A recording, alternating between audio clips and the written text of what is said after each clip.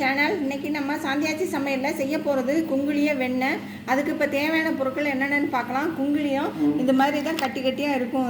நம்ம இதை உடச்சி பவுடராக எடுத்துக்கணும். அப்புறம் நல்லெண்ணெய்.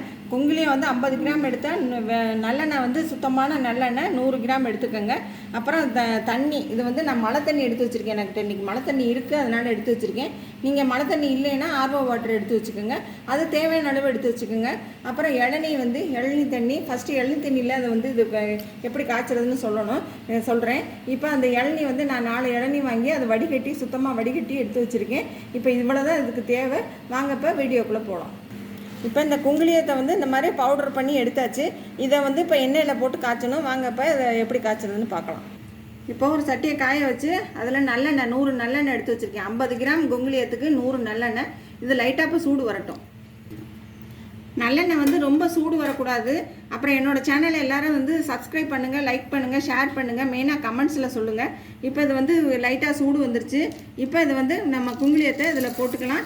மீடியம், அதாவது ரொம்ப ஸ்லோ ஃப்ளேமில் தான் வச்சு இதை காய்ச்சணும். இல்லாட்டி இது இதாயிரும். இது இப்போ காய்ச்சும் போது முதல்ல பிசு பிசுன்னு கரண்டியில் ஒட்டத்தான் செய்யும். கொஞ்சம் கரைய நல்ல தெளிவாக வந்துடும். அப்போ கொஞ்சம் கரைஞ்சோன்னு இப்போ காமிக்கிறேன். இப்போ பாருங்கள், இந்த மாதிரி பிசு பிசுன்னு தான் இருக்கும். கரண்டியில் ஒட்டுற மாதிரி தான் இருக்கும். அப்புறம் தெளிய நல்லா கரைய நல்லா கரைஞ்சிரும்.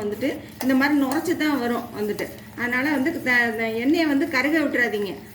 எது கரைஞ்சோடனே, குங்குளியம் கரைஞ்சோடனே இறக்கிறோன்னு.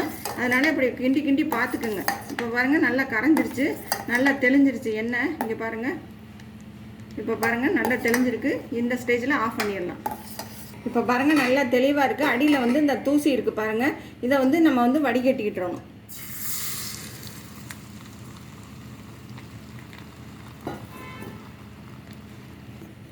இப்போ நம்ம இளநீ தண்ணியே இது கூட ஊற்றிக்கலாம். நம்ம வடிகட்டி வச்சுருக்க இந்த குங்குளிய எண்ணெயை கூட இந்த எண்ணெயை நீங்கள் கை கால் மூட்டு வலிக்கெல்லாம் தேய்ச்சிக்கலாம். நல்லா கேட்கும். இது ரொம்ப சிம்பிள் வைத்தியம் தான். அதே மாதிரி இது எதுக்கு நல்லதுன்னா, இது வயிற்று புண்ணு, வாய் புண்ணு, அப்புறம் உதட்டில் வெடிப்பு, பித்த வெடிப்பு, அது எல்லாத்துக்குமே ரொம்ப நல்லது. அல்சருக்கு முக்கியமாக ரொம்ப நல்லது.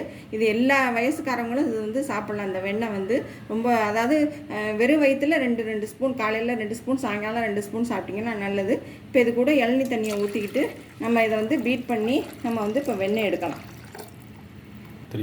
இப்போ பாருங்கள், நம்ம இது ரெண்டையும் ஒன்றா ஊற்றினோடனே இந்த மாதிரி பாதி வெண்ணெய் வந்த மாதிரி மேலே மிதக்குது பாருங்கள். நான் நீங்கள் உங்கள்கிட்ட எது இருக்கோ, நான் பீட்ரு இன்றைக்கி வச்சு எடுக்க போகிறேன். எலக்ட்ரிக் பீட்ரு வச்சு எடுக்க போகிறேன். நீங்கள் வெண்ணெய் எடுக்க போகிறேன். நீங்கள் எலக்ட்ரிக் பீட்ரு இல்லைன்னா மத்து வச்சு கடைஞ்சி எடுக்கணும். மத்து வச்சு கடைஞ்சி எடுக்கணும்னா கிட்டத்தட்ட ஒரு 3/4 மணி நேரத்துலேருந்து 1 மணி நேரம் ஆகும் வெண்ணெய் திரண்டு வர்றதுக்கு. நான் என்கிட்ட பீட்ரு இருக்குது, அதனால் இப்போ பீட்டரில் வச்சு நான் அதை வெண்ணெய் இப்போ எடுத்து காமிக்கிறேன். பீட்டரை வச்சு இதை நல்லா பிடிச்சிக்கோங்க. இப்போ பாருங்க, இந்த மாதிரி ஆடும் இல்லாட்டி இந்த மாதிரி வெண்ணெய் எடுத்துட்டு இப்போ காமிக்கிறேன்.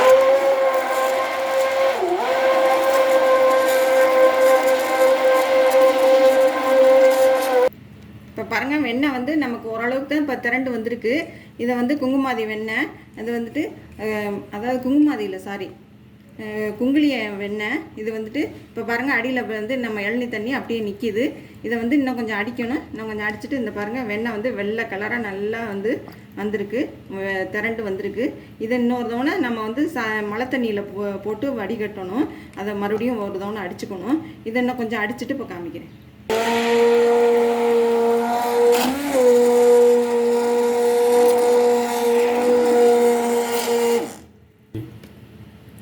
பாருங்க, நம்மளுடைய வெண்ணெய் நம்ம 50 கிராம் தான் போட்டோம்.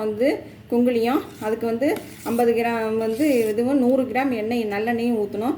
பாருங்கள் எவ்வளோ வெண்ணெய் கிடச்சிருக்கு. இப்போ இந்த தண்ணியை வடிகட்டிட்டு இதிலே இன்னொரு, அதாவது இது முதல்ல நம்ம கோகோனட் வாட்டர் ஊற்றிருக்கோம், அதாவது இளநீ தண்ணி ஊற்றிருக்கோம். அதை இதை வடிகட்டிடலாம். தண்ணியை வடிகட்டிட்டு இன்னொரு தண்ணி ஊற்றி இந்த மறுபடியும் பீட் பண்ணி காமிக்கிறேன். தண்ணியை சும்மா இப்படி இருத்துக்கங்க, வடிகட்ட முடியாது. இதை இப்படி தண்ணியை இருத்துக்கங்க. இப்போ நம்ம தண்ணியை இளநீ தண்ணியை இருத்துட்டோம். இப்போ பாருங்கள், வெண்ணெய் எவ்வளோ அழகாக நல்லா கிடச்சிருக்கு. ரொம்ப, அதாவது ஆரோக்கியமான ஒரு நம்ம முறையில் தயார் பண்ணியிருக்கோம். அடுத்து இப்போ மழை தண்ணியை ஊற்றி இதை இன்னொரு தவணை பீட் பண்ணி காமிக்கிறேன். இது பாருங்கள் நல்லா மிதந்து இப்படி நிற்கிது, நல்லா தெளிவாக தான் இருக்குது. இது இந்த ஒரு தவணை அந்த மழை தண்ணியில் போட்டு ஒரு தவணை பீட் பண்ணிவிட்டு இப்போ காமிக்கிறேன்.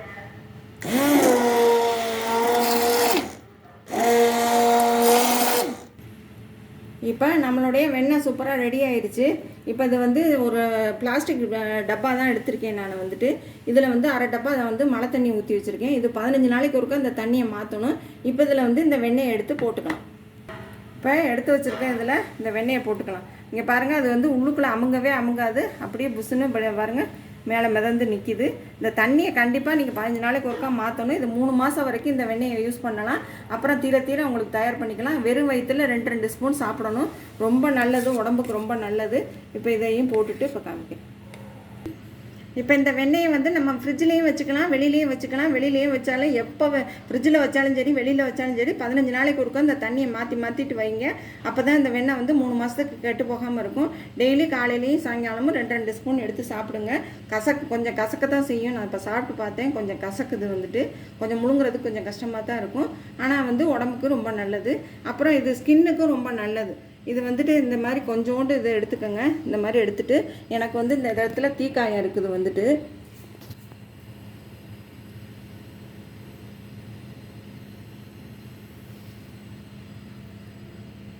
இந்த இடத்துல இப்போ எனக்கு தீக்காயம் இருக்குது.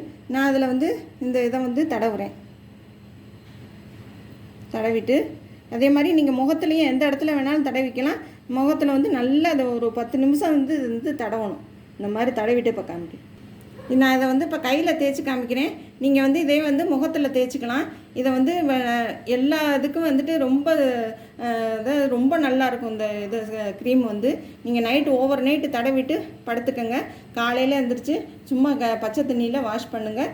அவ்வளோ உங்கள் ஸ்கின் வந்து ரொம்ப பளபளன்னு ரொம்ப நல்லாயிருக்கும் வந்துட்டு. எல்லோரும் கண்டிப்பாக செஞ்சு பாருங்கள். லைக் பண்ணுங்கள், ஷேர் பண்ணுங்கள். தேங்க்யூ.